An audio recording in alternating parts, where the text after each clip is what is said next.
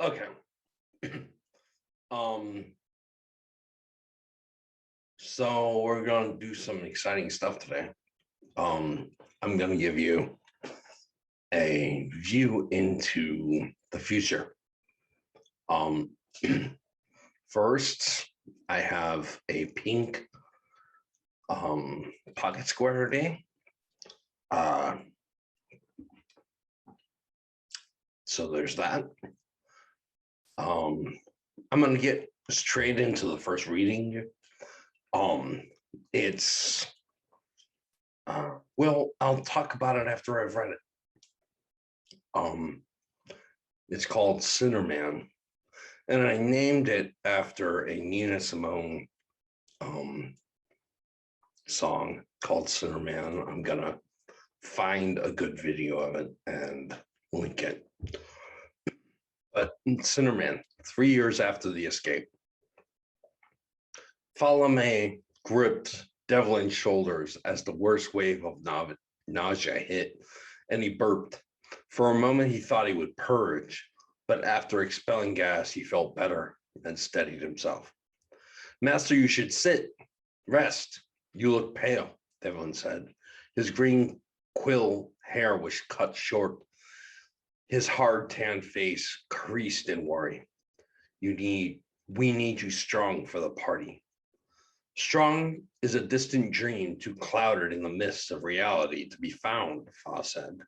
He wiped his brow with his handkerchief before touching it to his lips as a coughing fit broke over him. The sweat from his brow mixed with the rancid taste of the blood he coughed up, and the effect brought a gag. He looked around his castle, the decor gilded and decadent, the floor green marble laced through with gold, and he shook his head. It's a shame, really. Too much to leave to Mondarch, too little to leave to Alaray. My son disappoints me, Devlin. My daughter scares me. When I die, Mondarch will come for you. This party will bear fruit, Master. This is a stroke of genius. It will be deadly, challenging, but you will never fail, Devlin said. This party is me at my most desperate. All of them will be here, if they have any sense. Every enemy I possess, and a few friends. One of them has the antidote to the poison they hit me with. They will bring it.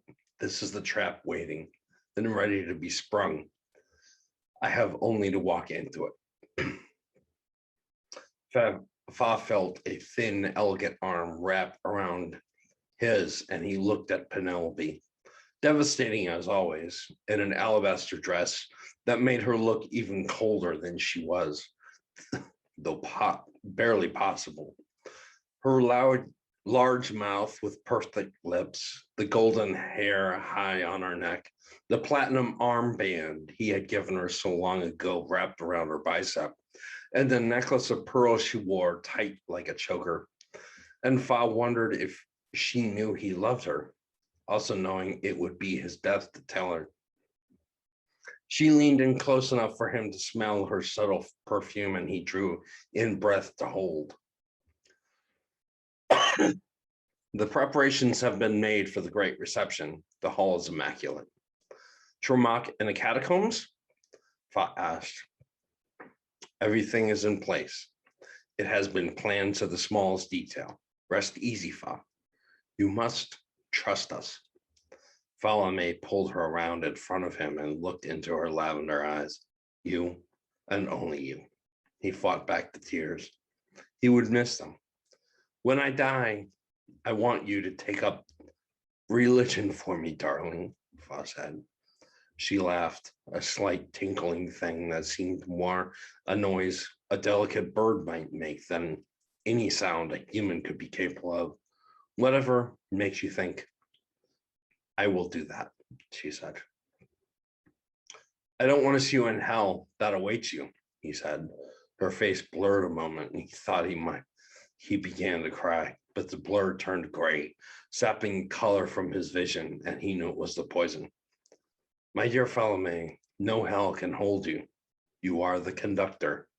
You will command your own corner of hell when you die. Fa looked at Devlin beside him, the very picture of everything a soldier might be, and he laid his hand on the man's shoulder. Stay close. I will steady myself on you, Devlin. Penelope took his hand. Let me lend you strength, my dear. She was stronger than he remembered. He let himself be comforted by it. She led him down the stairs to the great door that opened out into his courtyard, the gates of the wall around his castle thrown wide. He looked through the doors to the grassland beyond and saw the first of the Wyverns landing. From its back climbed a mind Fa had learned to fear. The first of your guests has arrived, my dear, Penelope said. You have a place to be, do you not? Fa said. Penelope's lips drew in a tight line and she vanished. Donnie stepped before Falame and bowed. He seemed even younger than the last time they had met, and Fa grinned, hating him for his youth and his health. The boy known to the world as Donnie the Ego smiled under his perfect blonde hair, a smile that spoke of malice, gently laced with hate. Falame, my old teacher. I was so pleased to gain your invitation. I do hope you will finally have that drink with me. Fa blinked sweat from his eyes and smiled. It will be my greatest pleasure. Who is this enchanting thing on your arm? Fa looked at Emily's hand, drifting ever so close, carefully to her waist, and smiled. She was beautiful, refined, a goddess of a young woman, deadly as a snake, and just as cunning. She touched her hair and smiled. This is my wife, Emily Burden. Isn't she a delight? Donnie said. Fa reached out to touch Emily's hand, and Donnie smiled. Oh, dear Fa. No, her touch is as deadly as... Donnie tapped his lip with an index finger. Let's say as deadly as a poison, and just as artful. Fa's hand reached reflexively back. Donnie chuckled, and Emily stepped forward faster than a snapping claw. She gripped Fa by the shoulders and kissed him before either Devlin or Fa could stop him. Devlin reached for his sword when a monster of a man stepped out behind Donnie and Emily to growl at Devlin. Devlin knew no fear, but Fa knew he did not want this fight just yet. Fa reached a calming hand to Devlin and touched the spot Emily had kissed. It felt cool to the touch. He would have to see about it later. Who is this beast of a man you have brought with you? Fa asked. He looked the man over, seeing a broad chest covered in bristling hair, covered poorly by an open vest made of tiger fur. The man had to be Pergutton, as he stood nearly 8 feet tall and sported a brand Fa had heard of before. He felt his sphincter tighten as he beheld the roaring profile of a gray tiger. If that is real, you're a Beaskowl, Fa said. If it is not, you're a fool. The man snarled and stepped aside for Donnie. This is Brutal Beaskowl, younger brother of Gerber. I wouldn't call him into question, Donnie smiled, broad. You must know I do not dabble in counterfeits, and I despise those who do. Fa remembered the last time they saw each other, how Fa made a gift of a promised treasure. Fa also remembered where he put the real one. Well, you've found impressive company since we last walked beside each other, Fa said. I assume we will be shown to our rooms. The castle is legend for being too large with far too confusing a layout to ever be traversed by a guest, Donnie said. Step into the foyer and whisper the name I call you by, and the glyphs will light up on the floor that will lead you to your rooms. Please take your time getting settled. Our reception is not for a few hours yet. Bathe, eat, sleep, or do whatever the two of you get into when no one is watching.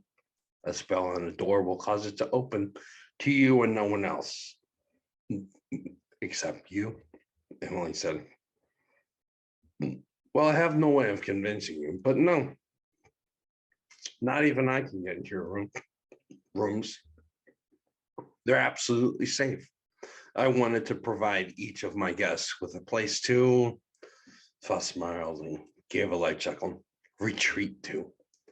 Donnie's face creased more in thought than anger, and he bowed. With a smile and a nod, he was gone. Foss' courtyard was beginning to fill as more and more of his wyverns landed outside the castle, bringing enemies of all sort. Bloody bile rose to his throat when he saw the Iron Broad walking his direction. She had come alone.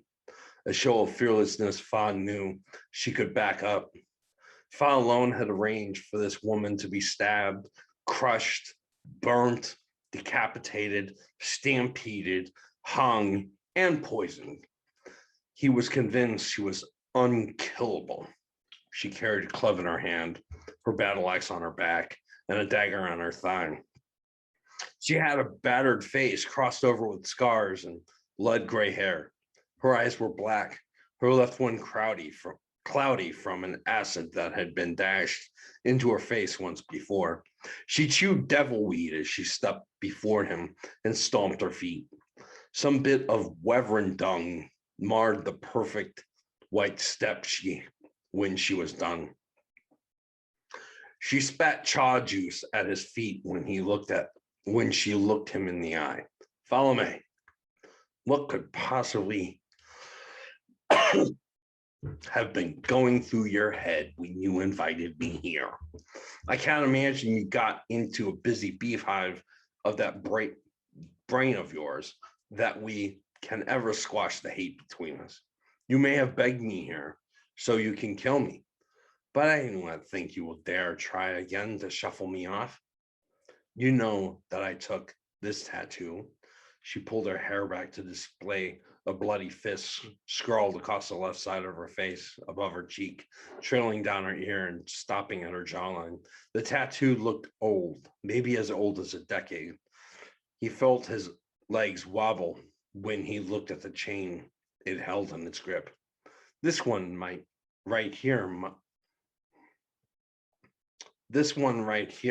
to remind me I made a promise that I would cut your throat when I got my chance.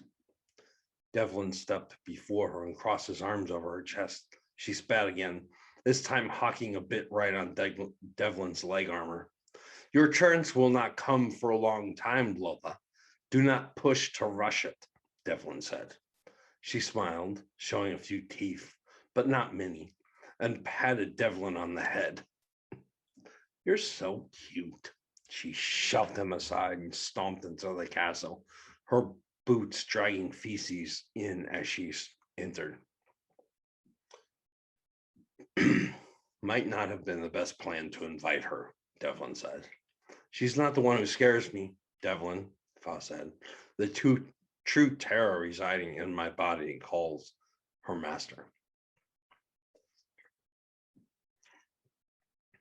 Fa felt his crotch stir for the first time in 4 years when the next guest stepped delicately from the saddle. She walked into the grass with her tall boots and settled her even hair back over the right side of her face. She pulled a fan to flutter before her, and Fa suddenly wanted to run. Her black fur rippled like wind in the wind like grass spurred up by a dragon's wing, and she walked into the courtyard with grace unknown to all before, but a few women. Her perfect fur-covered body swayed as she walked, displaying a body made for debauchery and vice. Her dress plunged to the bodice. At the bodice, It was slit nearly to the waist on the left, and she came forward. Fawn knew this to be the second mistress of poison, the most daring chemist ever to walk his grounds, and a member of the Hoodsmen. She was such a gifted poisoner, Fa had once seen her waft her perfume at a man before that man dissolved into a puddle of fat and liquid flesh. She had almost the power to will a man to death and was the most deadly person likely to be at his party. She stopped before him, waving her fan, and his heart beat violently as her perfume reached his nostrils. Revenge? You look ravishing, Fa said. Please do promise me a dance at tonight's reception. Her clawed hands reached up for him and carefully wiped the sweaty lock from his forehead. Darling, how I long to take you again in my embrace. But my dear, you look a fright. How would it be if you were to collapse on me? You look like you have caught your death. And, dear one, you have a smell. Revenge smiled with the side of her mouth he could see and licked her lips. Fa remembered the feel of those lips on his member, and unabashed arousal ripped through him. His hair stood on end as he thought of the night they had spent together. He had been poisoned, and she swore to him her body was the only antidote. They'd made love as he was dying around her, and only his climax saved his life. I do fear I cannot bear to touch you, darling. You are sick, Revenge said. Maybe your daughter can dance with you. The tone in Revenge's voice dropped cold and deadly. Fa looked in Revenge's one red eye and felt panic rip through his body. Revenge was a member of the Mother's Smite. If he knew Alaray had been giving him their secrets, he would be their greatest adversary. And from his dealings, Fa knew Revenge was nothing if not patient. He had been suffering from his wasting poison for 5 years, had watched as his body withered and dried, as his body functions grew rancid, and even his blood had become poison. He suffered as no one had, and now his blood was becoming acidic. Soon his blood would devour his body. There were few poisoners who could create an elixir like the one that gripped him. Top on that list was Revenge. My daughter and I have a strained relationship, dear heart. She will barely talk to me. She has become a stranger to me since joining your order. It is foolish of me to give her my blessing, Fa said, hoping he was in fact convincing. He closed his eyes as a wave of dizziness gripped him.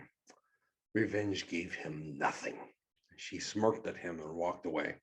I trust your daughter will join me soon and attend her mistress. Alaray waits for you inside, Fa managed. When the woman disappeared into his house, he nearly wept in relief. Fa looked up at the line forming before him and felt his knees giving way. He fought for balance, but knew he would never be able to greet them all while standing. He waved his hands in the air, and a servant appeared from nothing. I need a chair, Fa whined. Make it an impressive one. He hated the sound of his voice. It was as weak as his body, and he knew he was collapsing at the worst time. When he nearly hit his knees, a warm wind appeared under him to hold him up. He looked up to see two of the most powerful people Fa had ever met. They were fledgling wizards, a type Fa had never imagined might exist. Fa looked at Thrak with his golden circlet resting on his forehead and his leather robes with his arms ripped off. His tall blonde mohawk stood stiff and proud on his head, and he bowed before Fa, then frowned. The air will last as long as you need it to, Thrak said. Quill, when she stepped up beside him, was easily the most dangerous woman to ever cast a spell.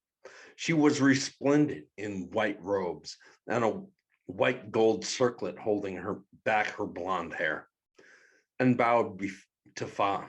I assume you had a reason for inviting us, she said. Assume you have rethought your earlier denial of our request.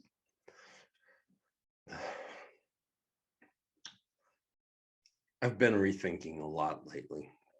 I know when the time has come to make new allies and when the time has come to settle all debts, Fa said. Thrak looked behind him. The courtyard was peopled entirely with villains. These were the only two decent people he would see tonight. Is that what you have decided to do, Fa? Settle all debts? When a man stares at what I have been staring at, he starts to ask himself questions like what kind of legacy he is leaving to his children. What sort of enemies will flood in when he is gone, Quill said. Fa saw Alari's face swim before him and he nodded. Quill reached forward and squeezed his arm. Good luck to you, Fa. May you and your guest get everything you deserve and all that you have earned. She frowned at him as if the words hurt her to say and stepped inside. I was promised a chance to talk to Ghost, Thrak said. And you will have it in due course, Fa said. For now, make yourself comfortable. He turned as his chair was brought to him. He dropped into it, the wind dying to nothing, and sank into the seat with a gasp. He looked past Devlin, who slowly pulled his sword. Fa could almost not make himself look at who was next in line.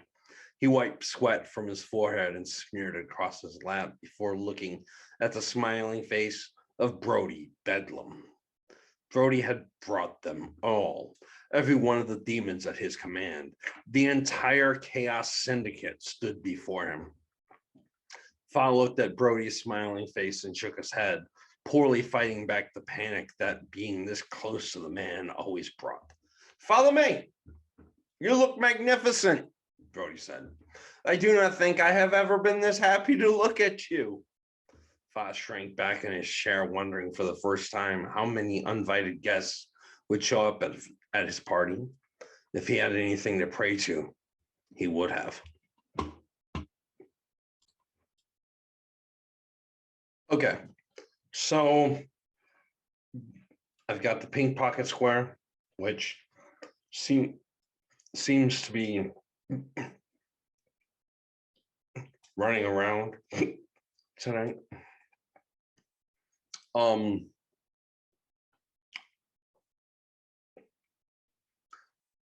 The last video we saw had an introduction that was covered in, it was a wall covered in sarongs. That's the wrong name for them. A sarong is from a culture, and it's a kind of skirt for a man. I can't imagine how comfortable that would be. But our culture has decided to call various things that are almost skirts sarongs. The first one was a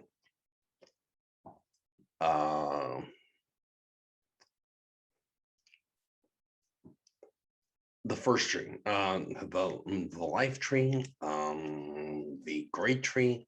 I don't know much about Norse culture, but it was that tree. Then you saw a pirate flag. I got that in Duck, North Carolina. Then you saw one that was purple, had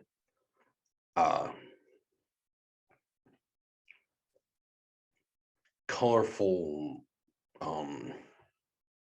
dragonflies on it. You saw one that was a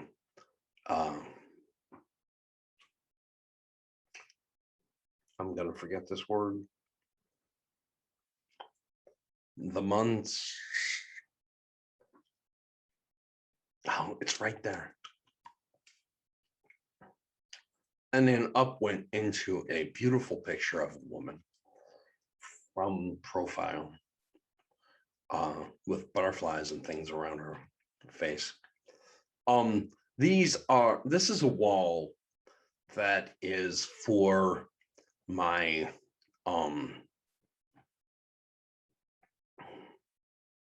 my Dungeons and Dragons room. I call it the Veil. If you know my work, you know why. All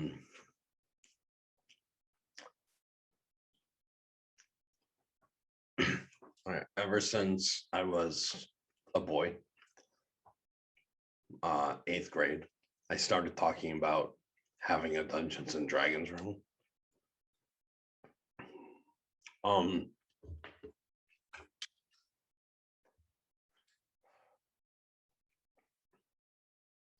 I first started talking about it with a kid named D in 8th grade. We were one day going to get a house together and have a Dungeons and Dragons room, and it had all the things that my room has right now. he got to the point in high school where he was getting a car, and he started talking about what car he'd get. And I remember I said I didn't want a car. I wanted a short bus, like a short school bus. I was going to paint it red with a dragon face on top and call it the Red Dragon. And inside, I was going to bolt couches and love seats and recliners and all that stuff and a table. And we were going to drive wherever we wanted and play Dungeons and Dragons. It's absolutely ridiculous. It's absolutely ridiculous. Of course, the Red Dragon never existed. There was never a Red Dragon.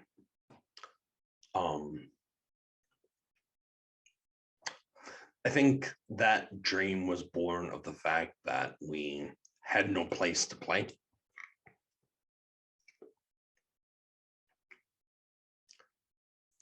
Sometimes at his house, sometimes at another person, and it's at Ty's house, but never did we really have a good place to play.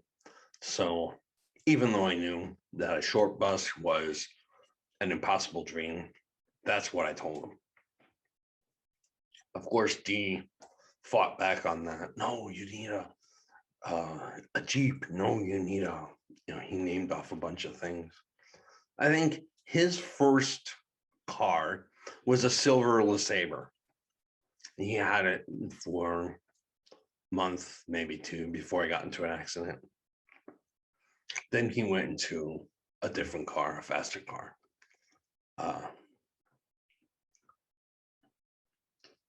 Anyway, the history of these cars is not important. What is important is that I've always wanted a Dungeons and Dragons room, and that is one of the walls of the D&D room.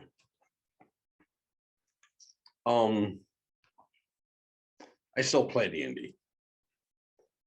I play it so that I can create characters.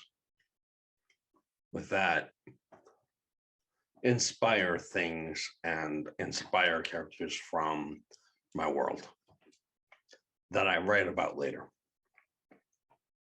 I have a gaming group. Josh is unbelievable. Gwen is one of the best I've ever played with. They have reinvented the game.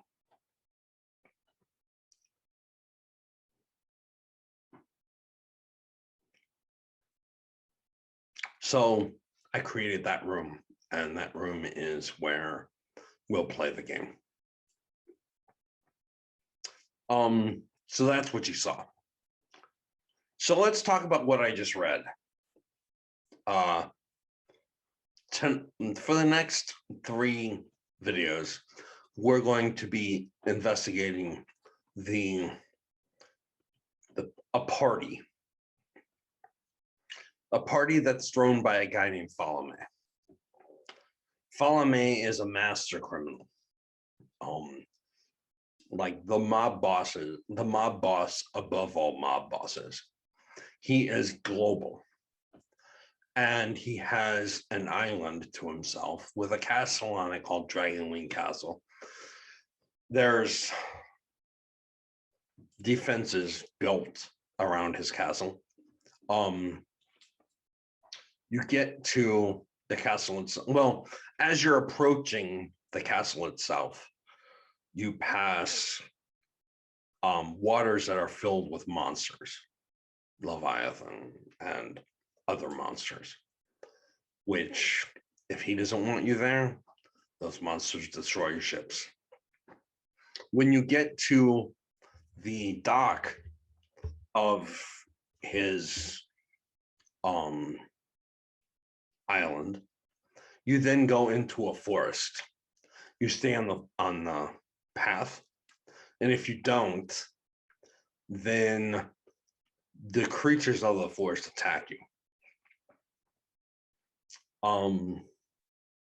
After you've gotten past the forest, a wyvern, which is a kind of dragon, less intelligence, very less intelligent, almost bestial. It has no feet, just wings and back legs. And these things, you climb on their backs and they take you to the castle.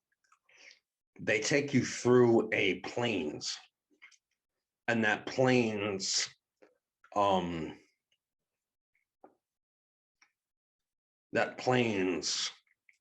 is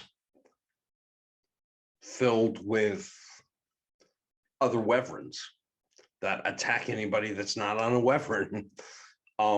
So you have to deal with that.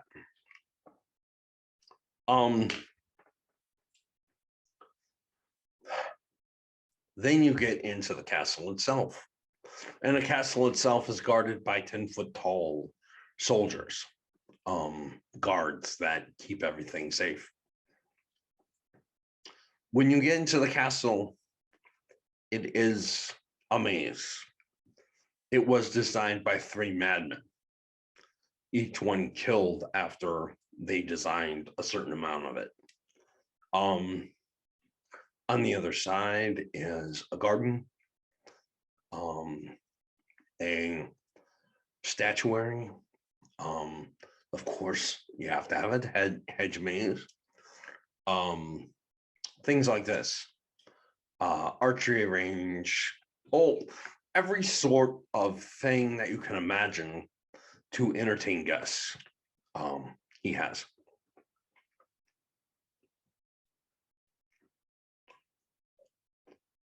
Now, what we're reading in the next 3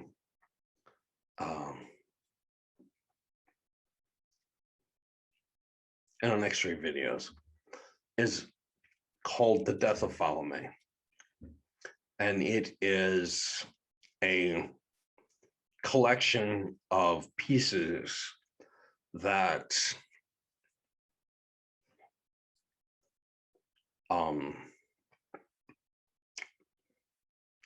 okay, this is what happened.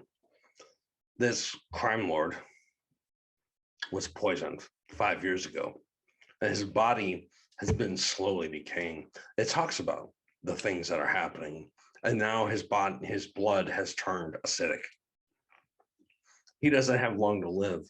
And so what he does is he has a party, and he invites all of his enemies and all of his friends to this party. He is trying desperately to find a cure for the poison that is killing him. He's trying to find an antidote. Now, I'm not going to read all of it. To read all of it would be ridiculous. I'm going to read all of the introductions. Each book has 4 point of view characters. 2 of them are at that party. We're going to read the introductions. And we'll get to see some of the things that are happening at this party. The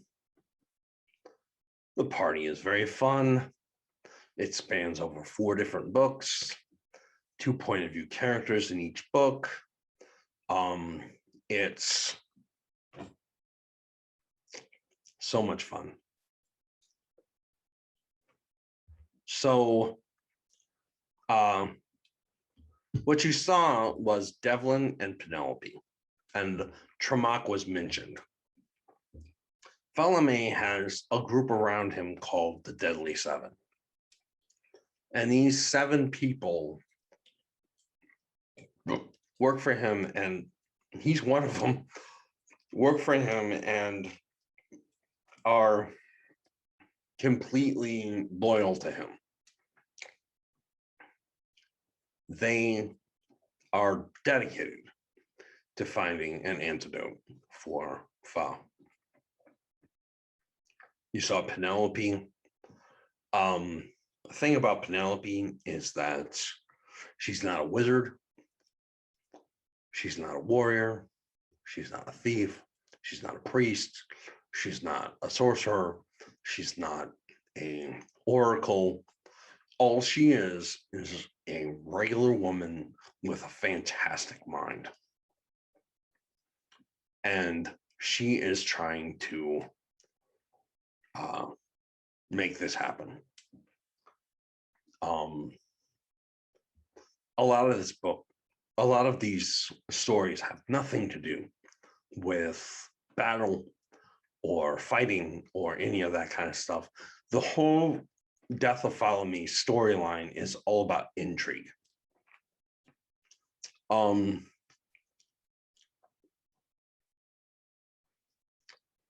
you got Devlin. Not much is known about Devlin. He used to be a soldier in an army of Lathian.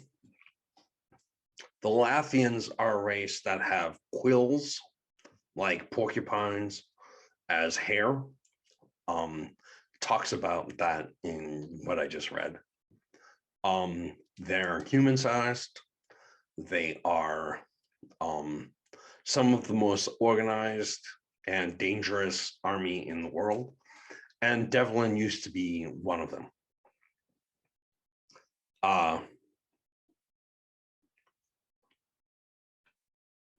And now he fights for Fa. Devlin is super impressive, and he has a sword that's just steel. It's got no magic to it. Armor that has no magic to it. Devlin's only thing is his training and the fact that he is a bodyguard.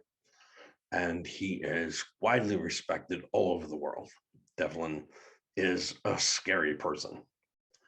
And his only job in life is to keep Falame alive.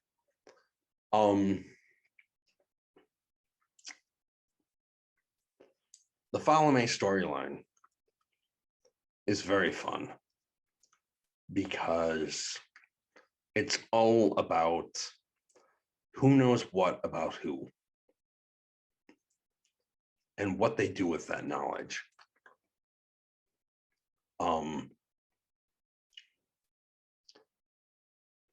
So that is the first of the Falame chapters.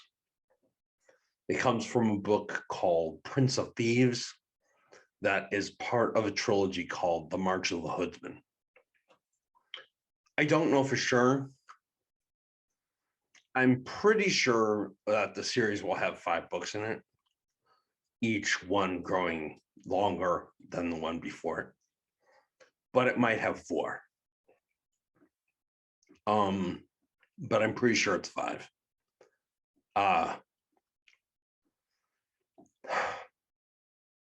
Then you have Donnie the Ego and Emily Burton. Emily Burton was from the book Chased. You're probably looking at the cover now. And Donnie the Ego is from the book Mestelvin. You're probably looking at the cover now. Emily falls in love with Donnie in Mestelvin, and they run off. And they are master thieves. And what I guess what you need to know is that Falame trained Donnie. Donnie is only what he is because of Falame. But honor among thieves, okay, but Falame's dying, and so Donnie has to think about his future. Then you run across Lola. She's super fun. He has tried to kill her. I mentioned it's mentioned in the chapter he's tried to kill her in every possible way he can, and it's not happened. And in this story, she is trying to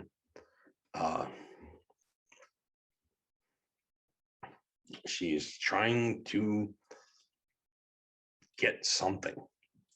Everybody is here at this party with a motive. All of them are trying to get something from Falame before he dies. You've got the mention of Mondarch, which is Falame's disappointing son. You've got the mention of Alare, which is Falame's favorite daughter. You've got the mention of revenge. If you've read the Manus Wars, if you've read the book Seeds of Revenge, then you know this character. She's extremely deadly, extremely feminine, extremely sexy, and she's one of the most deadly people in the world. So the other people that you see is Thrak and Quill. Thrak and Quill are from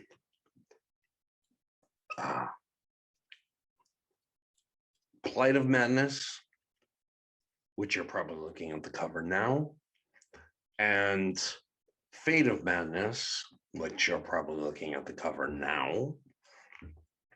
They were also in the book Crown, which you're probably looking at the cover now.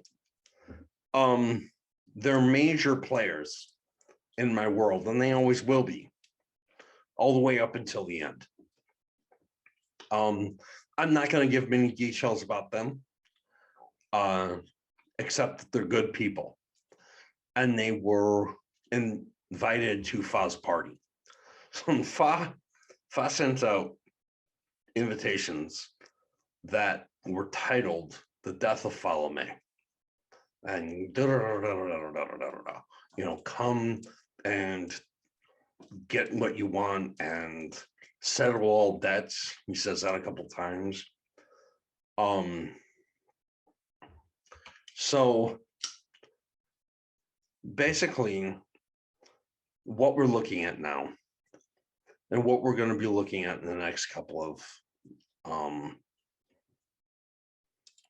episodes, is the death of Falame, and what that means for the world, and how it sets up the second act. So I'm going to take a break. Then we're going to do another reading. It's about a character named Mink. I'm going to have a lot of fun telling you about her. She's extremely cool, and she has quite a backstory. So here we go. I'm going to take a break, and then we'll get back into the death of Falame. Okay. Still here with the pink pocket square. Not quite sure why I picked pink today. Pink's not really a color that I used very often. But pink is what we have. So, okay. I did forget to mention that, and I don't believe I forgot to mention this.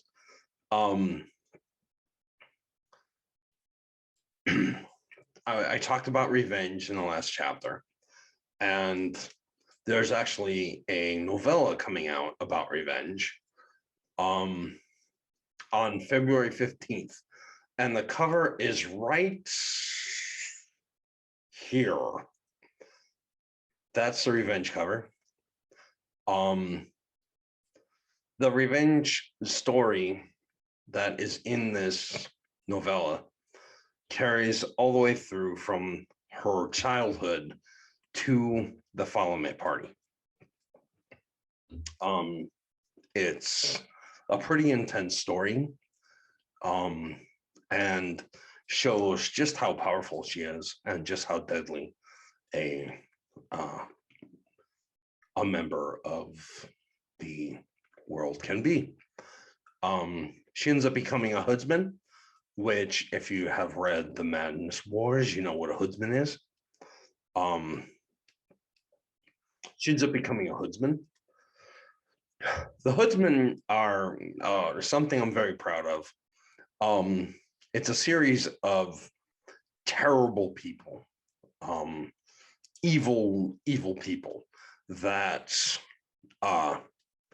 end up selling their soul to a good creature, and being forced to fight evil with all of their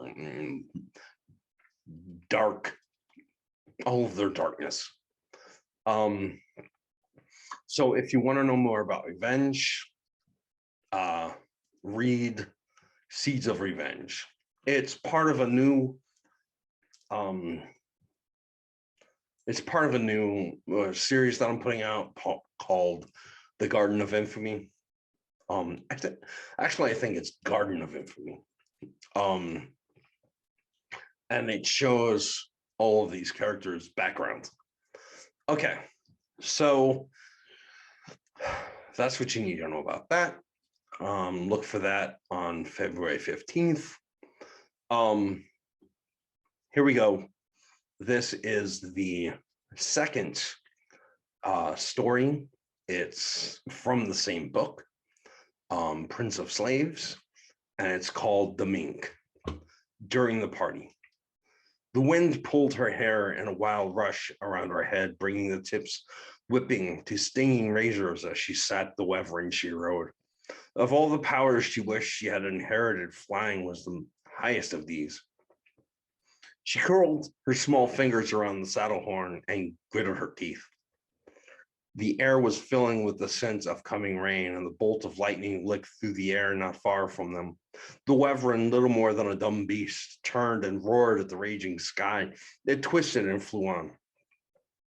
The castle drew near, and Mink felt the first of the fine drops as the Wyvern circled to the grounds outside the castle. When they hit the ground, Mink unbound herself from the saddle and threw a leg over. She glided carefully across the creature's muscled flank, pulling her arms in as she slipped below the ridges of spines that gathered at the crook of its wings.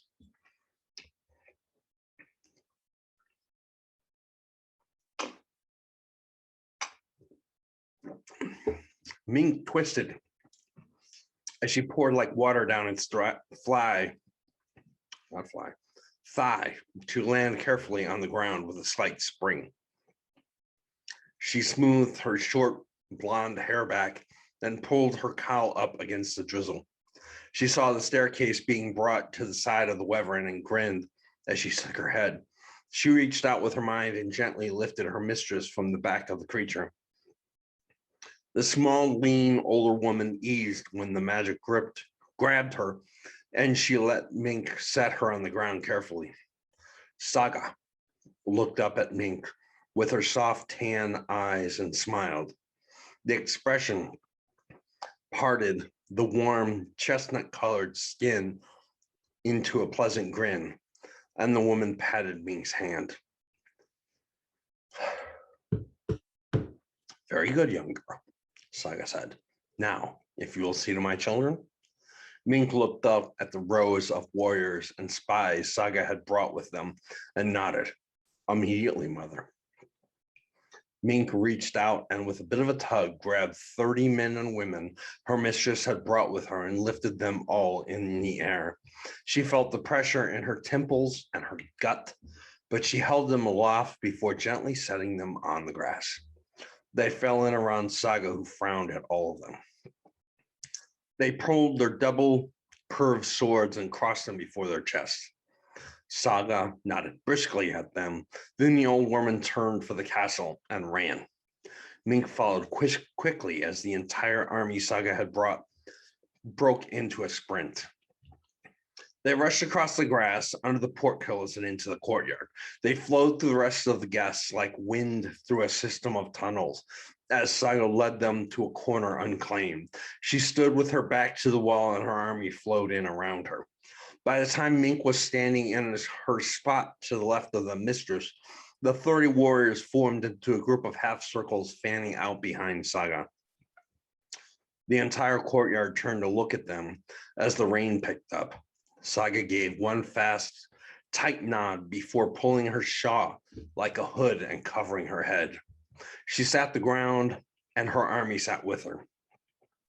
Mink sat dutifully, but when the rain gathered around her ass and wet her thighs, she became annoyed and wondered what this display was for. But Mink did not ask the intricacies of her mistress's mind. She ran a hand over the section of her arm with a leather cuff hid the scar Saga had bestowed on her. Mink never questioned things anymore.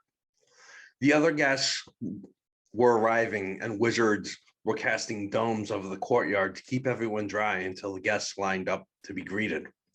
Saga passed a wrinkled hand over the air above her. I don't like it. Be gone with you, she spat. Mink spoke a word and the dome above their corner of the courtyard dissipated. The rain came again and they sat getting wet. The day drew on into night and still guests into the building. They talked and laughed and plotted. Mink saw more than a few pickpockets milling through the crowd and watched them carefully, making sure they did not get anywhere near her mistress. And Mink got wet. The rain was coming in sheets now. In the dark, Mink could see the other guests, barely see the other guests, but still they sat. Saga did not flex her hand, did not move her eyebrow, did not once shudder in the growing cold. They simply sat, watching and waiting. As the night grew bitter, a man drew near. His full head of black hair whipped around him in the wind, as if it had its own plots and schemes. He wore a thin dagger on his hips, and it seemed no other weapon. He was dressed as if for a night of games and fun. The smile he wore was a beautiful one. His cape he wore thrown over his shoulders and draped across the left half of his body. He leaned in close to Saga, and Mink stood. The man drew back instantly. His hand went to his dagger, but he did not free it. Mink slipped her hands into her cloak to the two sheaths that hung on her hip, and she gripped but did not pull her double-fisted daggers. The rogue stared into her eyes. Then his smile came again, and Mink noticed how beautiful of a man he was. Mink snarled at him, and he laughed. He turned back to Saga, and Mink watched carefully. My master bids me bring you into the castle, lead you to your rooms, and allow you to dry yourself and dress for dinner. Saga lifted an eyebrow. The rogue let his eye linger on Mink. Then he turned back to her mistress. There will be a banquet and an opportunity for everyone to meet, dancing and what have you. It will be an occasion. Saga said nothing. She stood gracefully and extended her hand to the rogue. Lead on then, sir, Saga said. The whole of her army stood as one. They were led to the side door where none of the other guests entered. Mink recorded it all in her mind. Every stone they passed, every corner they and bend. After 20 minutes of walking, she realized that though she had been trained to mental map, saying she was a tiny girl, she lost her way in this place. Saga said nothing. She simply followed. They came to a wide set of double doors, decorative and beautiful. They had been carved by a gifted hand to resemble a tangle of writhing snakes, all with heads pointed into the great door handles. The rogue shoved them both open, and Saga motioned with her left hand for Mink while holding back her right hand. Everyone stopped outside, their weapons still drawn and crossed on their chest. Saga, the rogue, and Mink entered the room. It was decorated in the fashion of their homeland. Golds and blacks of royalty with thick purple drapes and dark green tiled floor. The vanity had a mirror that had been covered with a black silk cloth, and the drapes on the bed had been covered with black silk cloth, and drapes on the bed had been embroidered flies on them. Tiger flies on them. Mink touched the tiger fly emblem on her cape, knowing only then that the room was perfectly crafted for her mistress. Do you find this to your liking? The rogue asked. It is very nice. I will be very comfortable here. Bring a cot for my bodyguard to sleep in. She will stay with me, Saga said. Mink's heart jumped. This must mean Saga had forgiven her for the business on the ship.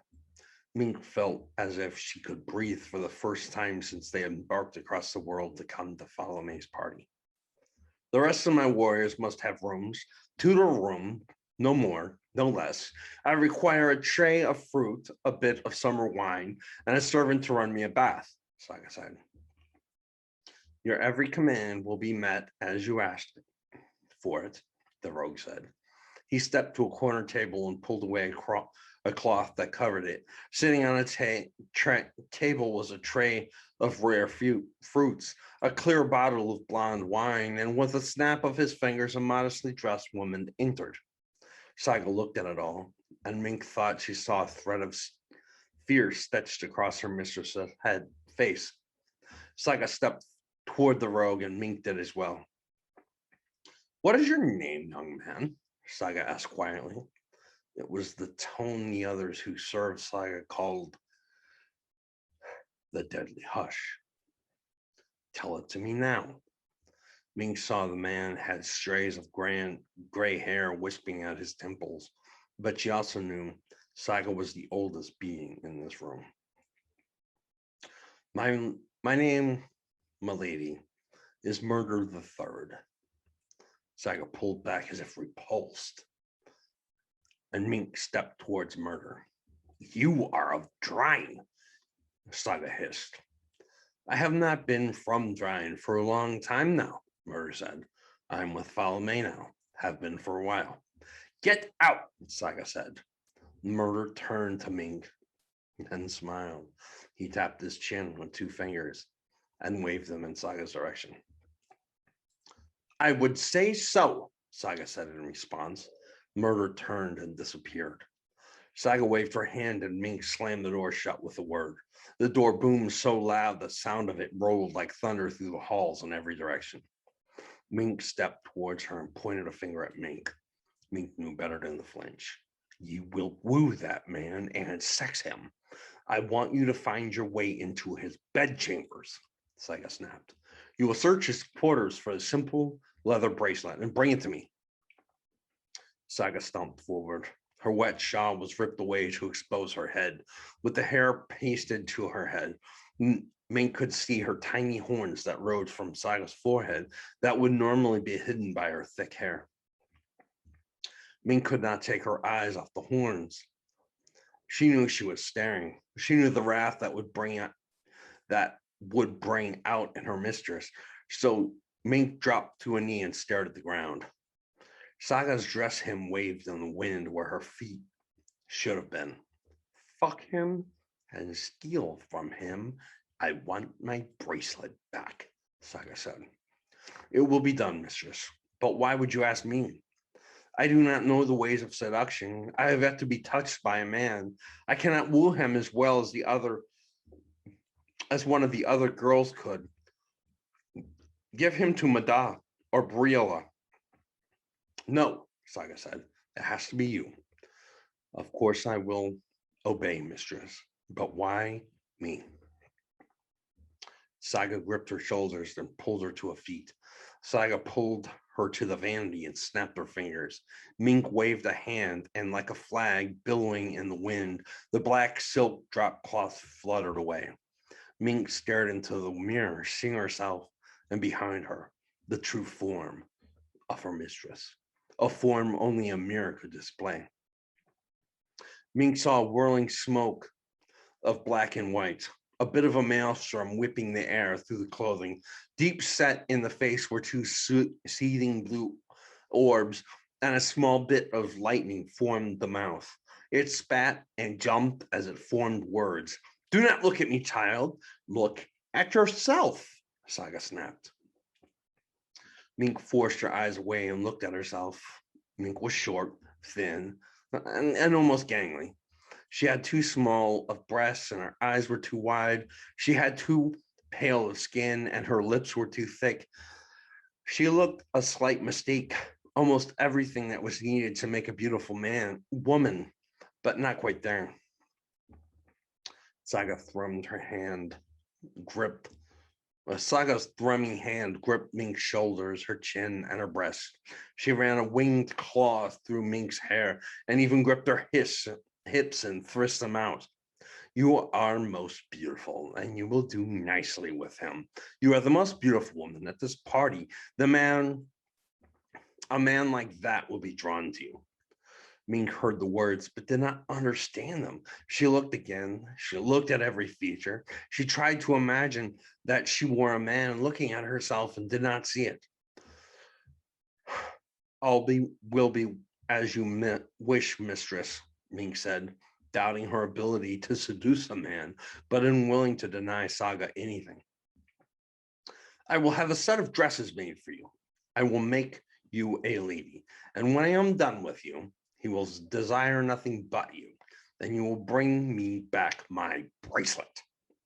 Saga waved a hand again at the vanity. She turned from it. Mink waved a hand and spoke a word, and the slick cloth drifted up to cover the mirror again. Saga turned, and Mink smiled. You are a weapon. I aim at the heart of my enemy. You will be keen, sleek, and devastating. Mink was fit into one of Mada's dresses. It was too full in the hips, too full in the breasts, and too long in the leg. Mink blazed with shame as she tried to hold the dress onto her body. She stared at it, blushing and hating the whole party and the way it was turning. She held it up and snapped her fingers. She ran a finger along the lace that fit the shoulders and the neck, and the lace rewove in on itself. The fabric crawled as the entire shoulders and neck bits pulled in taut to her body. The lace was instantly the itchiest thing she had ever felt, and she pulled at it, clawed at it to get it free. After a few moments of scratching, she sighed, knowing it would not get better. She waved a finger over the breasts. The fabric pulled in and added pleats and stitching. It folded in on itself over and over, its extra pieces finally wrapping in a form of red satin rose that sat on the peak of her modest bust. The hem rippled up as she waved a hand in the direction of the floor. The hips folded and pleated until it fit.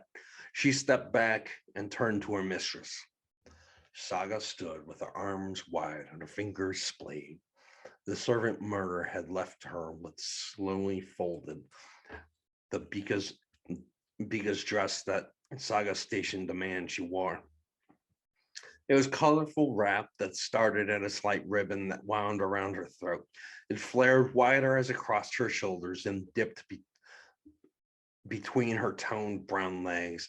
The dress then shot out in two directions, wrapping the thighs and the waist. The delicate part of the dress was the tying and bunching that had to be done just right at the hips. A skilled hand trained by mystics back home could tie the dress, but no normal servant had a hope of unlocking the mysteries of Abika. Yet the servant had no trouble at all. She brought the two sections up, draped them over the shoulders, then crossed them over the chest into the back to be woven together across the back and up to a long, thin band that wrapped around the neck and was tucked in the back. Not a seam, a button, or a lacing. The biko is a dress only the wealthy and powerful could wear. Saga pointed at the serving girl. I cannot have her getting out. She will be my serving girl through the party. I may even take her home. I do not want her leaving this place, so bind her to my bed, Saga said. As she slipped her jewelry on her fingers and arms, Mink waved a hand at the serving girl, and a thick yellow tendon-colored binding wrapped the girl's ankle. It stretched the bed frame and fused with the bed. The serving girl sobbed out, and Saga turned to face her. If you complain, I can find a way to make you stop. Forever, Saga said.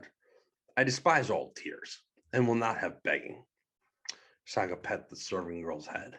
I find you pleasing. I find you to be so pleasing that I will not go without you, and cannot have you telling my secrets to any who might come in here when I am gone. The master said no one can enter these rooms save the ones that are meant for him, not even him or Penelope. First of all, Salome is not your master. Do not call him that again. You are mine now. Second of all, the man is foul as sin. He lies more than he breathes, and he is the deadliest sort of viper. Not a spell can he cast, not a sword can he swing. Nothing sharp or thick can the man bring. But that mind and that mouth had crushed and severed many kings. Philemon is the most dangerous mind in a known world. If you think I'm going to take him at his word ever again, you assume me a fool. Last time I trusted that man, it cost me everything. She clenched her fist and stared into the serving girl's eyes. I will take back everything he has stolen from me. I will make him suffer, and I will be his downfall. The next few weeks are about my revenge, and I will slit every throat that tries to stop me or stand in line before me. The serving girl wept, and Mink realized she did not have enough information. Okay. So, Saga. There's so much to be known about Saga, and she is one of the characters that will be in the Garden of Infamy. Let's talk about Mink.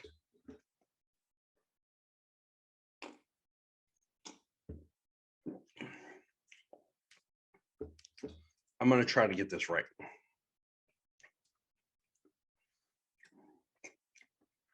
Mink's story all starts with Jocelyn Findy. Jocelyn Findy was a girl in the Findy tribes, barbarians, think mountain. She is mentioned, her story is in Legends of the Exiles. So Jocelyn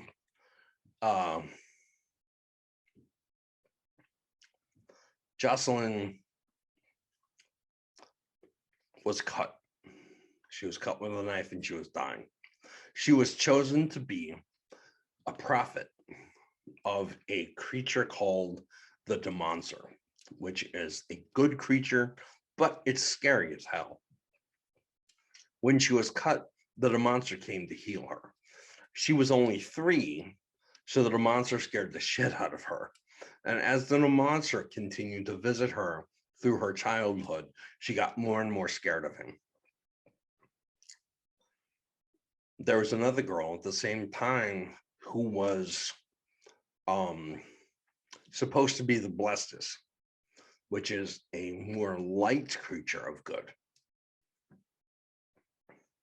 The Blestis is beautiful, and the girl's name was Drellis.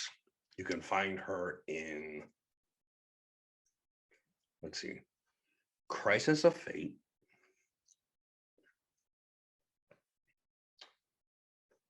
Song, and Hemlock.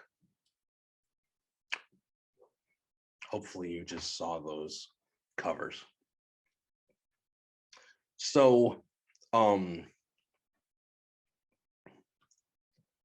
Drellis was supposed to be the Blessis. She was going to be light and good. She was going to hook up with a man. That was her soulmate. And they were going to have a child. And that child was going to bring peace to the world and light everywhere she went.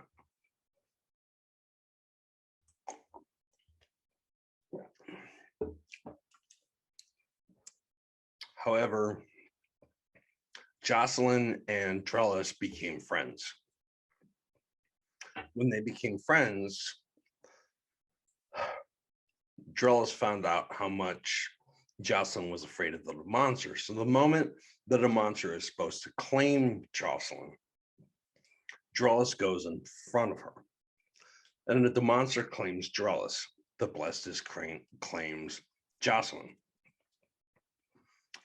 So now Jocelyn has to create the great hero of the world. And she meets up with Flack Redfist, who is in Legends of the Exiles and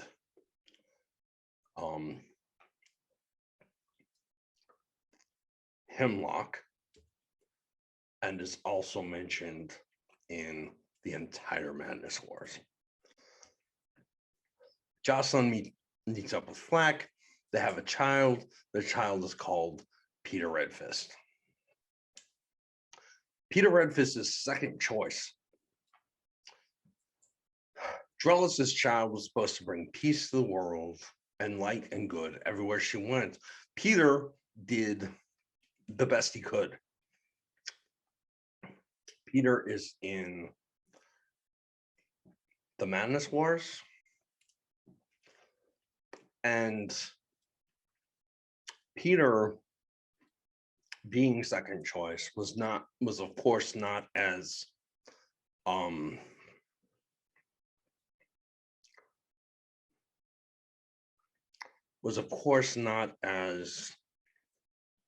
effective. So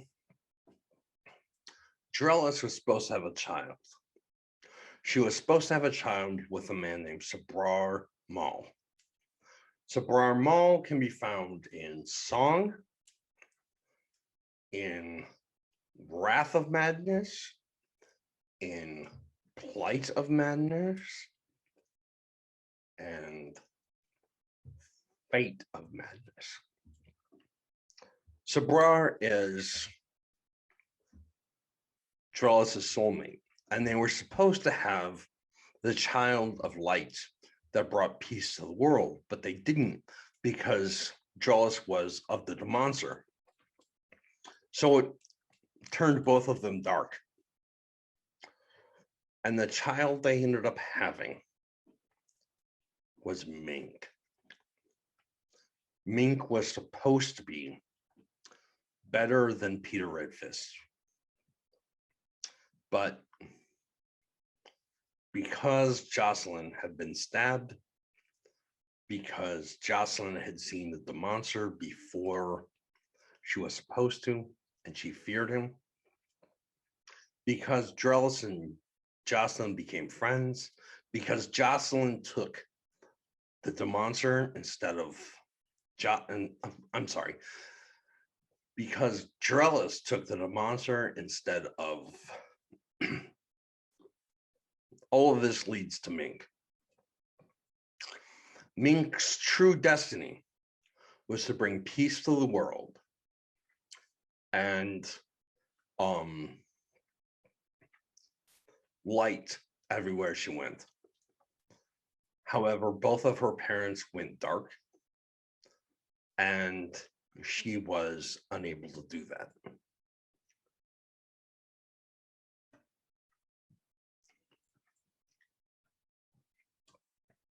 Saga is a creature that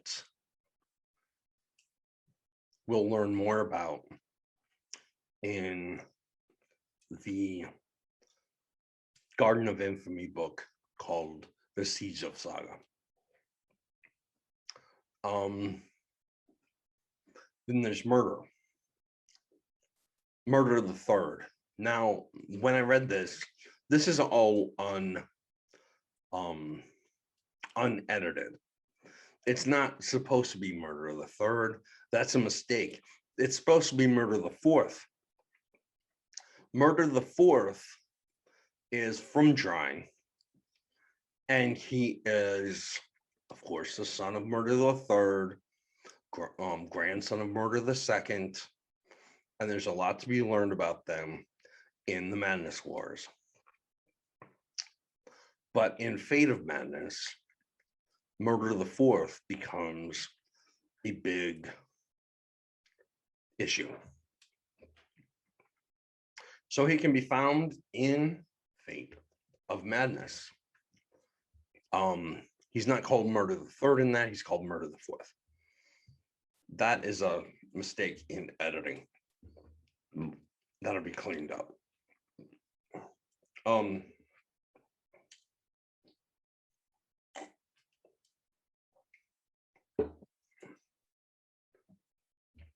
That is everything you need to know about the chapter, The Mink.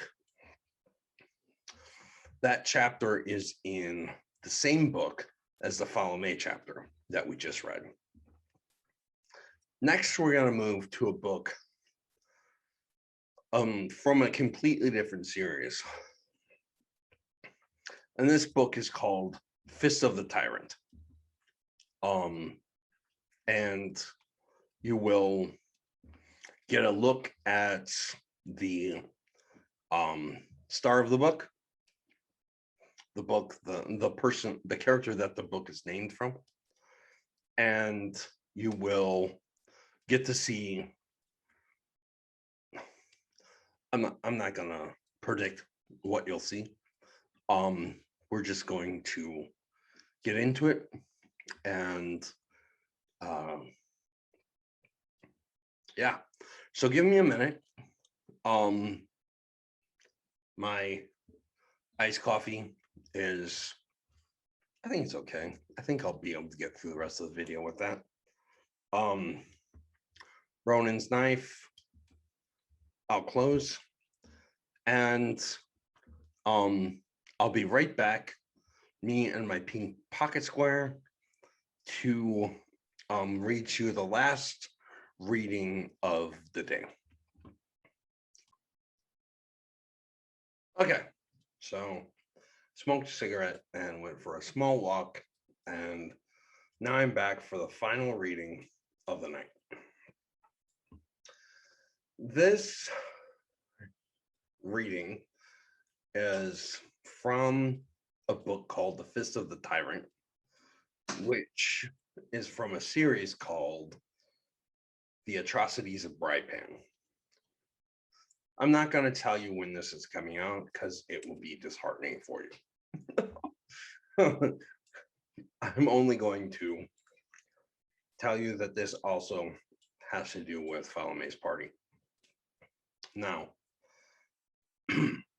I forgot to tell you, and it's pertinent for this chapter. I forgot to tell you that in the first reading that I gave you, Follow May talks to a man called Brody from a group called the Chaos Syndicate. And I said he brought all of his monsters.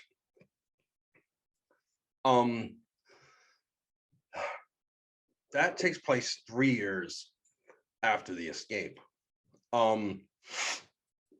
That group is from the novel Crown that takes place 8 years after the escape. So if you've read Crown and you get as far as these books, you're going to be reading something that happened before Crown happened. You're going to be reading about Brody. I'm pretty sure Brody and the Chaos Syndicate show up in this section I'm about to read you. So be prepared for that. This chapter is called The Dying Man, and it takes place 3 years after the escape. The last one screamed as Balix's fingers fit around its odd cylindrical head. Balix dug his fingers into the bark-like skin as he flexed his arms and his back. Father had told him once the power at Balix's command was frightening. That power now flowed close, and Balix pressed. He curled his fingers. He forced his hands together. He called on the muscles within him and saw the creature's eyes roll into its head as its jaw snapped and its bladed tongue lolled. One more flex of power, and the head started to crack, the beast's jaws shattering as the growing pressure caused fractures in the bones. The entire body of the beast flailed and kicked and let out a wheezing cry, a kind of high-pitched whimper. One more push, and he knew to turn his head away. The skull erupted, the brain exploding, blood and teeth flying on a mash. The creature sagged, and Balix pulled his hands away, his fingers covered in a strange green gore, spongy and wet. I think this creature had a green brain, Balix said. He wiped his hands on a tree before him and looked at them with a grimace. He pulled back, bodies piled around him. He looked at Tyr, seeing the man clean of blood, then he laughed. Tyr looked up and chuckled. The man wiped his sword wide, and with a slight spray, they were clean of blood. He sheathed them on his back without looking. They slid perfectly into the sheaths, and Tyr shook his head. One quick hand motion towards Balix and a grin. Balix looked at him and giggled. Yeah, I know. I'm a mess. How do you stay so clean? Balix walked around the site of the battle and pointed. You killed 9 of those bastards. Not a drop on you. I killed 5 and look at me. It looks like I'm bathed in this crap. Tyr motioned over his shoulders. Yeah, we better get back. Balix said. Hate to anger the veiled lady. Balix stepped out of the brush and back onto the road. He looked at the group he traveled with inside. The Gark was not terrible. Balix had fought beside worse. The man's white coat, riddled with black splotches, wore a few signs of blood swaths, so it was obvious the creatures had gotten past the 2 of them. But there was no body. Balix looked around for any trace of a corpse, but found none. He turned to Tyr with a flip of his hand, said, "See anything?" Tyr shook his head. "Third time a body has come up missing." Balix signed with his hand. He saw gore flipping off the tip of his fingers. As he did, and he fought back a giggle. The Gark looked down at the woman and bowed. "We're safe, madam," the Gark said. She nodded. The massive headdress she wore bobbed, and the black veil that shrouded her face swayed with the movement. "We better keep moving," she said. "We are expected at the Wyvern soon. We do not want to be stranded in the wilderness for the night. Not here. Not on this island." Her voice was high and reminded Balix of a crystal bell he had seen once in a store in Narlamak. Balix had rung the bell, and its sound it made was pure. It was fine. It was weak and sharp. all things that reminded him of this woman and his friend had been the woman he and his friend had been hired to keep safe.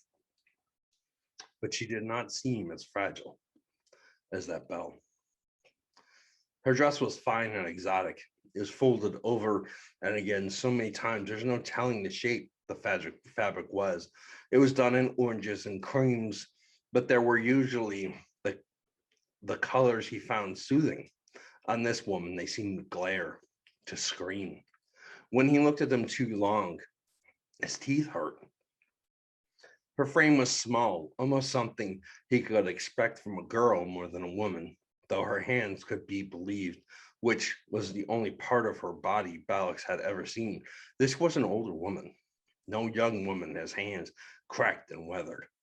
Her body seemed to float back onto the road, though the guard aided her in climbing there. He did that a lot, helping her out of carriages, aiding her out of boats. But unless Balix was wrong about her, he was almost never wrong about women. This woman did not need to be pampered.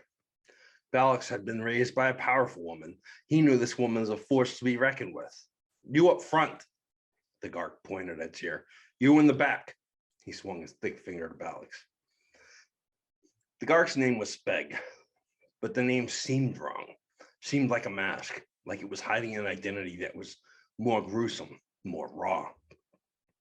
Balix had been hired by this man, so he was supposed to obey, but he did not like being barked at, and he hated being pointed at. Want to keep the finger? Balix said. The guard smiled. Keep it out of my face. Tyr made a clicking noise with his tongue. I get it. I'm done, Balix said. He looked up at his best friend and nodded. Tyr looked exhausted with him. As they started walking, the trees seemed to pull back and away from the road. The road seemed safe, as if as long as they stayed on the road, they would be unmolested. Then why had she stepped into the woods? Tyr whistled when he broke free of the trees. It was an upward slide, a tune rising 2 notes and dropping to nothing. They had company. Balix stepped closer to the woman. The guard shoved Tyr aside and stepped forward. A group of women and men who stood before them was a motley appearance. A white tiger raksha with a silver fang, a rogue with rotten teeth, a beautiful woman with a jeweled sword, a rat-faced man with a greasy smile. Balix did not know who they were, but he knew they were bad. They had a sour look to them, a kind of filth that washed off of them. They were dangerous, and there were quite a few of them. Balix turned his eye to the biggest one and saw the half-Breton. The man had a face that looked like a broken fist, a bald head covered in scars and slightly dazed look. Balix didn't know what the other half of the man's race was, but it wasn't Breton. A full-blooded Breton, a boy said, stepping around the group. Tyr stepped back and squared his shoulders. Balix felt it too. This was going to be bad. You're wrong with a full-blooded Breton. The man walked to Balix and looked up at him. I wonder if it might tell me its name. The boy was maybe 16. He was the obvious leader of this group and carried no weapons. He might have been a caster, but Balix couldn't be sure. Balix stepped forward, placed his hands on the boy's chest, and shoved. It's not an it, it's a man, Balix said. The crew of villains snarled, and Balix stepped closer to the little man. Its name is Balix Hardeye, son of Welter. Balix shoved the little bastard again. If it gets talked to in a disrespectful manner, it loses its temper. Balix shoved the little pissant again and grinned down on him. And if you have a problem with full-blooded, proud, and rude Breton, then you're in for a rough ride. Balix looked at the Raksha, who stepped forward, and the half-Breton, who pulled a massive blade from his back. Balix chuckled as he looked into the white tiger's eyes. You didn't bring enough friends, Balix spat. Tyr clicked his tongue twice and Balk's grinned. He leaned in real close, close enough to smell the meat and whiskey on the Raksha's breath, and he giggled. My friend is calling me back, telling me he wants me to stop from stomping your dick in the mud. Alex turned to the half-breed and spat the ground. It says that half-breed dolts like this one here are not worth a shit. I would knock out of him. Alex pointed at the boy and laughed. My friend says that you need to watch your tone or get a paddling. You need to pull all of you need to pull out all of your teeth and go full gums for the rest of your life. And you need to save me a dance. He pointed at the rotten tooth killer and the gorgeous woman with the sword. Your friend has a big mouth, the half-breed said. Alex looked at Tyr. Doesn't he? I have to tell him to shut it all the time. The boy moved his hands and every one of his people pulled a weapon. Tyr stepped back beside Balak's sword drawn, and the veiled woman stepped between them all and stood with her back to Balak's. The boy laughed and was about to say something when the woman reached down and pulled up the bottom of her veil. She exposed her face for a brief moment, and the group of them staggered back. The boy hit his knees. The Raksha turned and cursed, staggering and spinning away. He dropped to his knees and collapsed. The woman with her sword on her back paled and fell to the ground to sit cross-legged and weep. The rock-toothed man pulled back in horror as if he'd been splashed with acid. The rat-faced man covered his eyes and screamed. Alex looked at them all in shock as the woman covered her face again and turned back to Balix. She patted his arm with a small aged hand, then pointed to the sky. Seems our ride is approaching. Balix turned to Tyr with a shocked look and shrugged. Tyr seemed shaken, but scared Balix more than a little. What in the hells have we tied ourselves to? Balix signed. Tyr sheathed his swords again without looking and signed back. Your choice to take the money. You wanted the job. Balix shrugged and spoke out loud. They said something about a party. Tyr smirked and Balix laughed. Riding the Reverend was fun. Balix had not known what to expect, but climbing on the massive creature, strapping himself to a saddle, excited him. Tyr climbed on and sat in front of Balix. He strapped himself in. Even though Balix knew the man could probably walk around the beast as it flew, the Gark helped the woman on board before stepping himself in behind her, gripping her around the waist.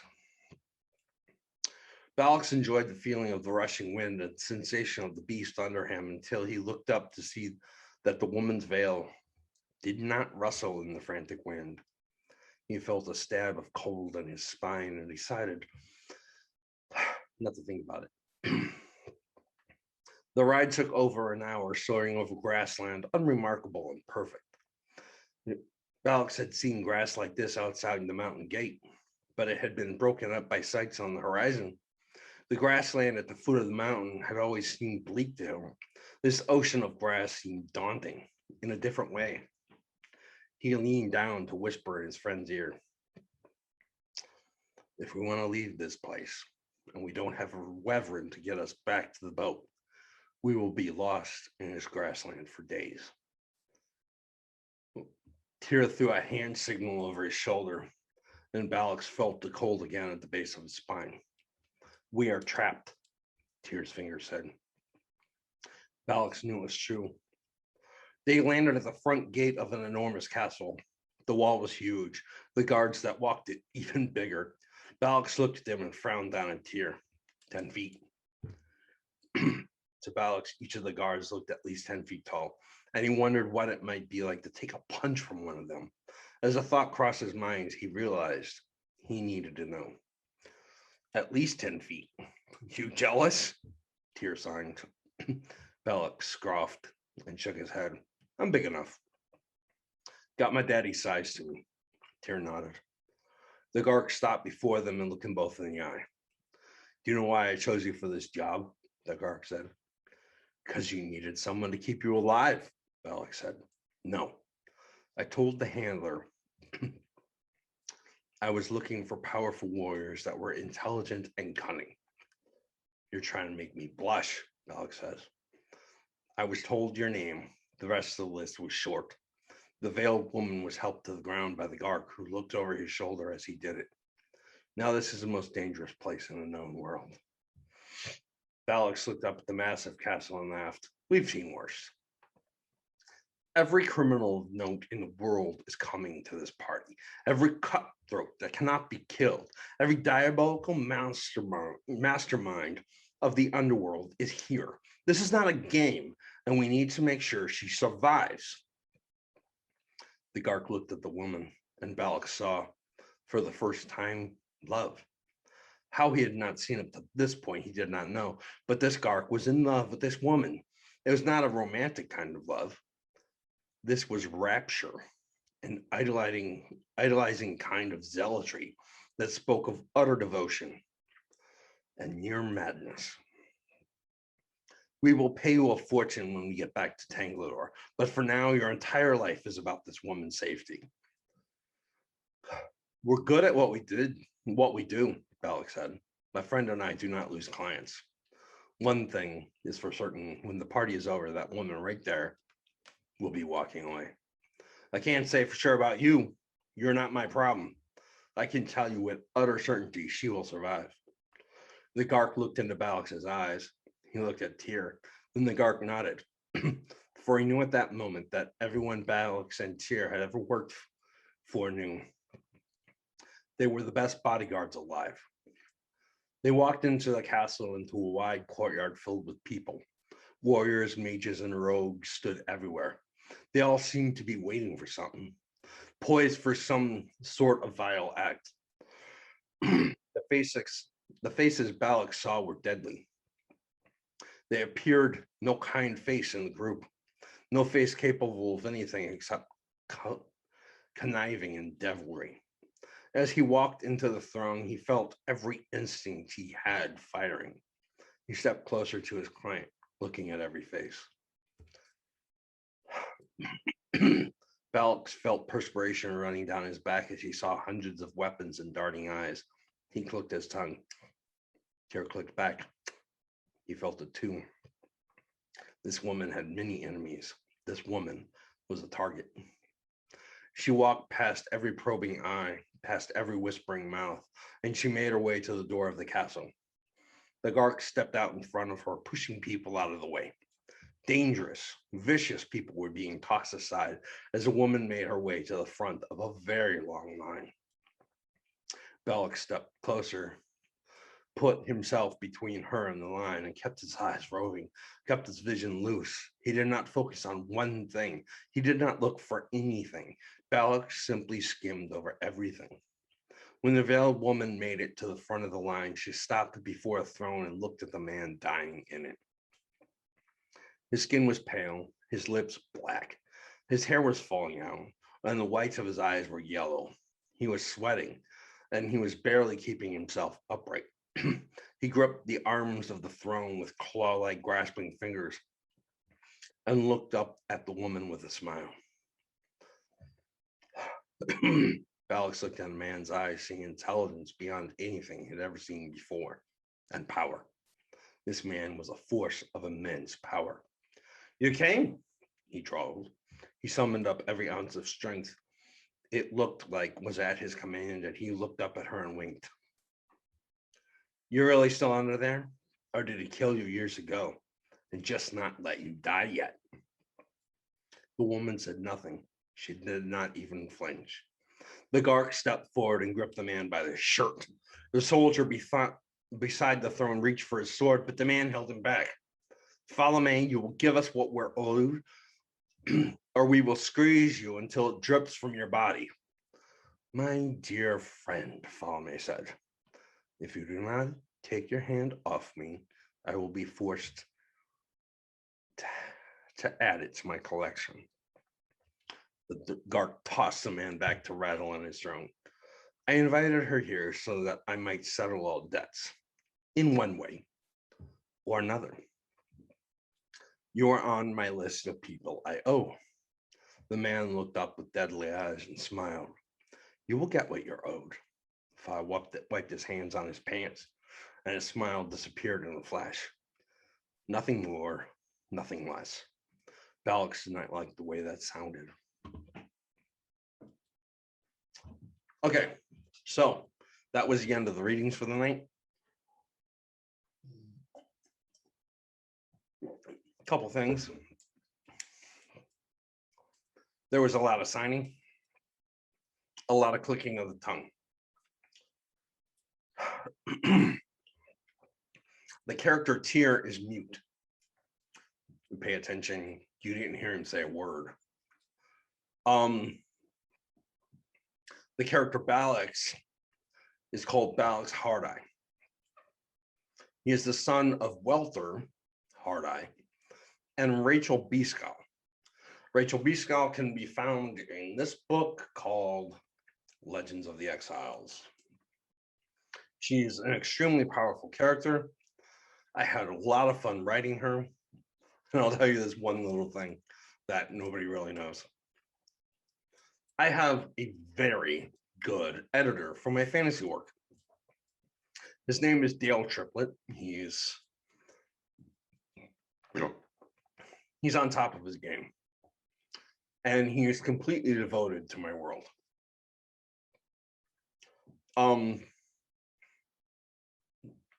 he was working on Legends of the Exiles, there was a whole thing in the beginning I'm not going to talk about, but at the end, there was the character Rachel Beaskell. It is my opinion that Dale fell in love with Rachel. I could tell from his edits that he was in love with her. I don't like to describe women any more than I describe men, which is as little as possible. I want your mind to create what Balix looks like. I want your mind to create what Tyr looks like, because then it's stronger than if I were to describe it myself.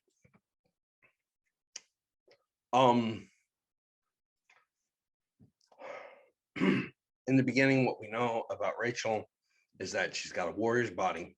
She's lean, she's muscular, and she's got brown hair. And she was a child when we first started writing the book. As she got older, as her story progressed, she grew into a woman, a very beautiful woman. I was careful not to describe too much the beauty of the woman because I don't want my work to be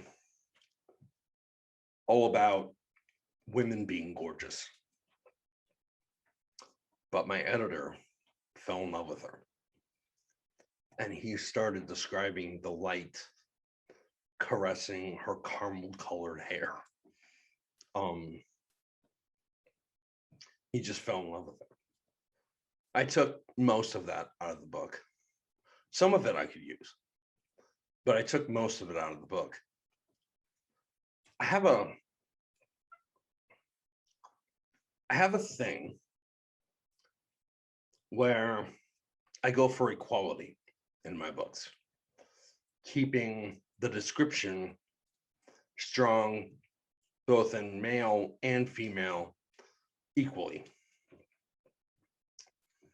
I try to describe them as little as possible.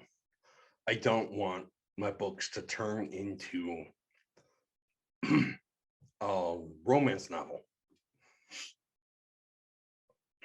So I had to take away a lot of what he wrote about Rachel.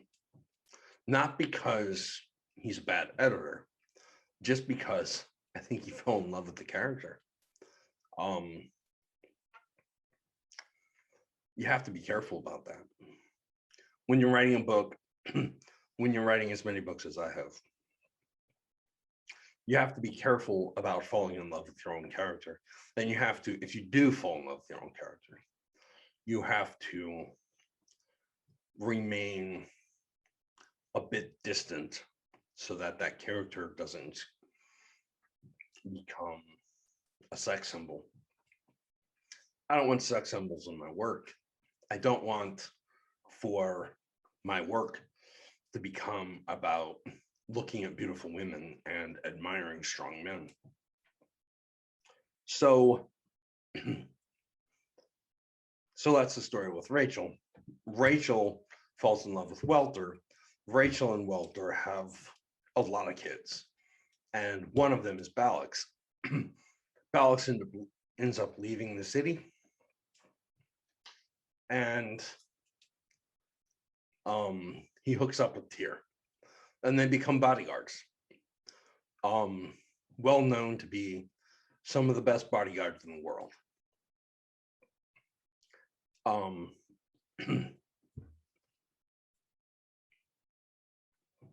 And they're part of this party. Okay, you saw Brody. You saw his group. 5 years from the moment this party takes place, you meet up with them in the book Crown. And they're dealt with by the Manhunters. But that hasn't happened yet.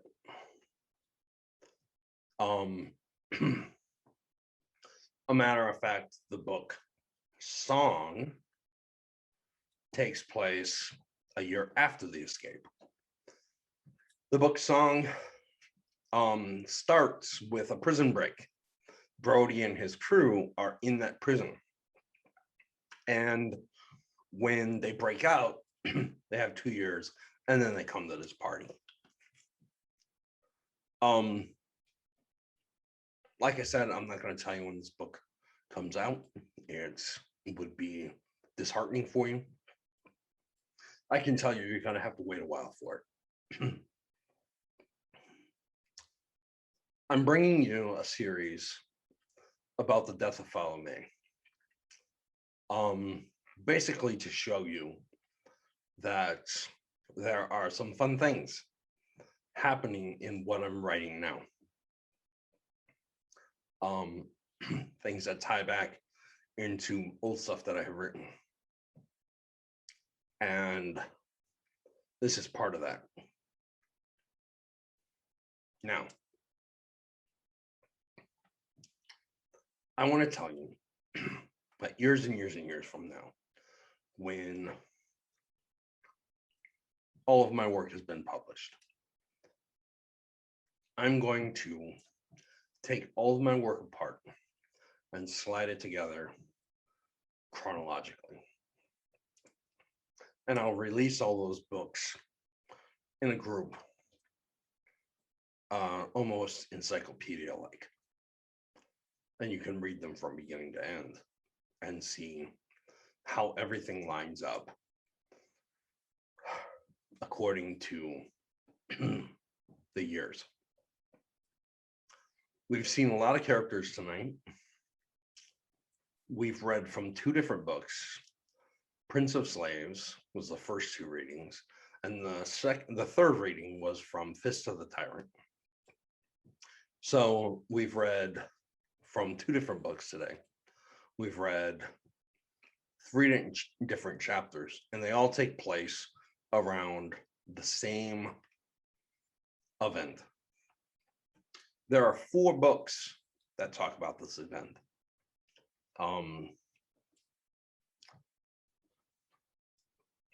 The 2 that we read today are dark fantasy. Next week, we'll read from one that is grimdark, and the week after that, and week after that, we'll read from a book that is Noble Bright.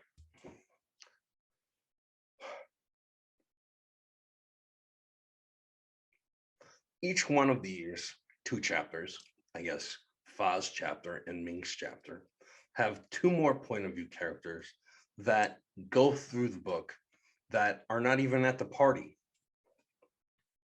It's the same thing with Fist of the Tyrant, and the same thing with the other 2 books that we're reading. that we're reading from. I'm trying something that's completely different from anything that we've seen before. Anything that I've seen before.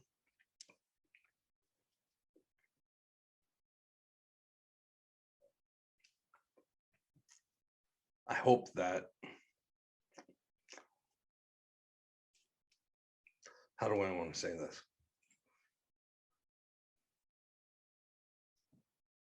I guess the way that I want to say this is that this is very complex. It's